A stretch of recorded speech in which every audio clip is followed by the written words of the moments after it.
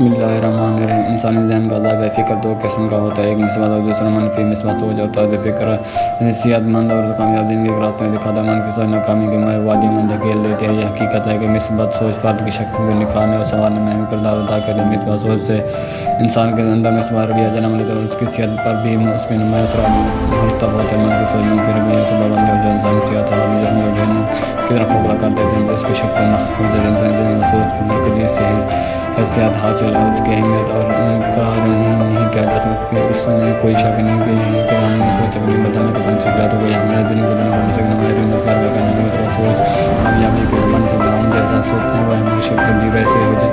زندگی میں نقشوں اور حالات واقعات میں ہر صورت حالات سدھرنے اور بہتری کی امید رکھ کر مثبت طرز فکر کیا جاتا ہے۔ کامیابی اور خوشی مثبت سوچ کے سہیلے ہیں اور ہر طرح کے رشتے کا ساتھ دیتے ہیں۔ لیکن ہم سوچ کے حامل افراد پر تحقیق اور یہ نتائج حاصل ہیں کہ مثبت سوچ کے حامل افراد کبھی عمر بعد وہ ملے سے کچھ کام ہوتے ہیں، مخالف توانائی کے مقابلے نہیں کرتے ہیں، صلاحیت سے مالا ہوتے ہیں، ان کی جسمانی اور نفسیاتی صحت دوسرے لوگوں کی مثبت بہتری اور بہتر دینی سوچ کے عملی قدم ہے۔